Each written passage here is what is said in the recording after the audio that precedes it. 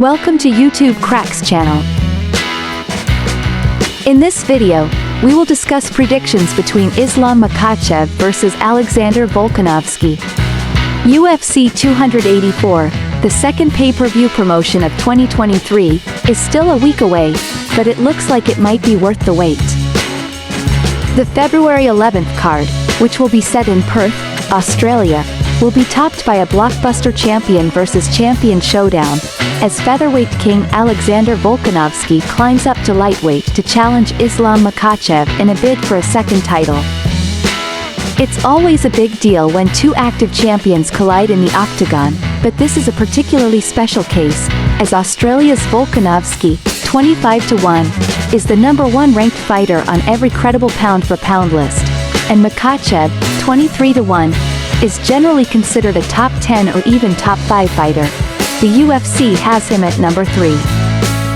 As for the outcome, the odds makers favor Makhachev to dash Volkanovski's dreams, probably because the Russian will be the much larger fighter in the octagon.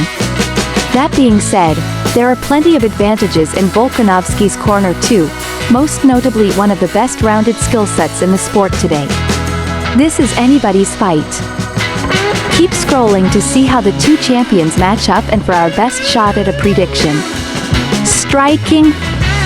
Alexander Volkanovski isn't the flashiest striker in the game. He's not out there scoring highlight reel knockouts like Yair Rodriguez or a prime Anderson Silva.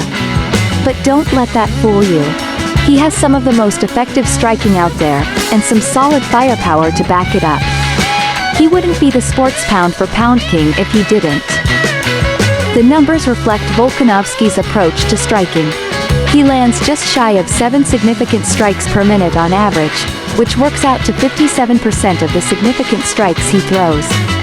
In other words, he throws a lot, and he lands a lot. That doesn't always lead to a stoppage, but it certainly can, as the Australian proved against the likes of the Korean zombie Chan Sung-young and Chad Mendes. When it doesn't lead to a stoppage, it typically leads to a methodical and oftentimes brutal decision win, like the ones he picked up against Brian Ortega and in his most recent fight with Max Holloway. Makhachev is a solid striker, too. We are often reminded that he is a superior striker to his mentor, former pound-for-pound king Khabib Nurmagomedov, and that statement is probably true, but it betrays two facts. The first is that Nurmagomedov was never a very good striker, and the second is that, much like Nurmagomedov, Makhachev's striking success is often a product of his takedown threat. His opponents are so worried about getting taken down that their own striking software malfunctions. Again, he is a good striker. Who could forget the punch that set up his title-winning submission win over Charles Oliveira last year? But when his striking skill is compared to Volkanovski's, he's a step behind. Edge. Volkanovski. Submissions. Everything you need to know about Islam Makhachev's submission skill can be learned by watching his last fight, which saw him tap Charles Oliveira with a second-round arm triangle choke to win the lightweight title. It's not just that he won the belt by submission, it's who he beat to do it. Oliveira, a decorated BJJ black belt, is the most prolific submission finisher in UFC history. Then again, it's not like Makhachev's submission chops were a secret before that. The Sambo specialist had already won 10 fights by sub against the likes of Dan Hooker, Thiago Moises and Drew Dober. We knew he was good. What's clear now is he might be the most dangerous submission threat in the weight class. Volkanovski has decent submissions too, but we don't see much of that side of his game. To date, he has won just 3 of his 25 victories in that fashion. We do know, of course, that he has some absolutely ridiculous submission defense.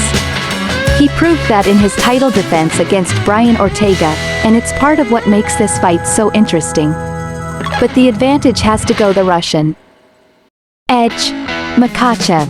Wrestling. It's not just Islam Makhachev's submissions that make him scary. It's the fact that he has the wrestling game to set his submissions up. With a long history on the Sambo mats, he can take pretty much anybody down, just like his mentor Khabib Nurmagomedov and so many other fighters from their native Dagestan.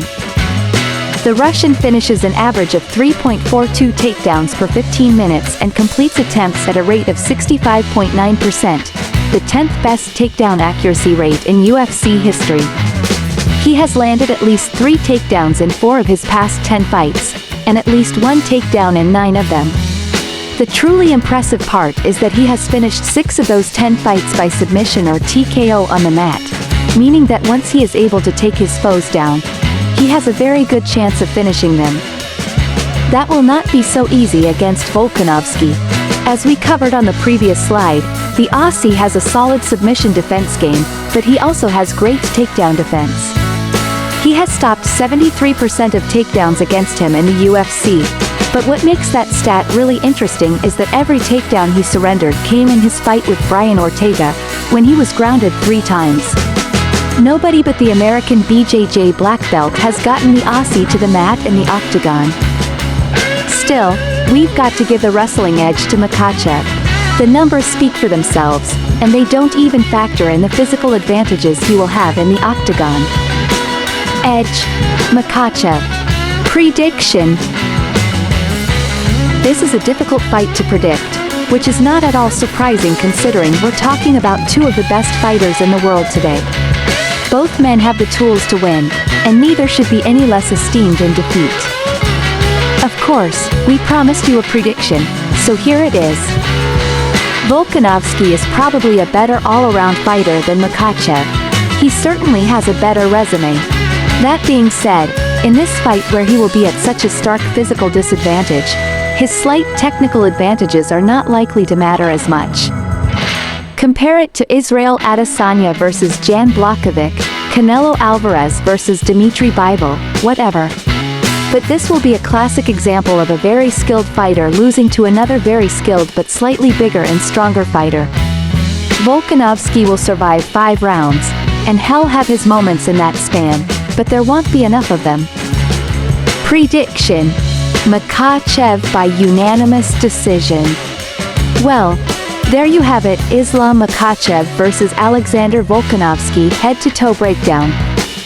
Thanks for watching.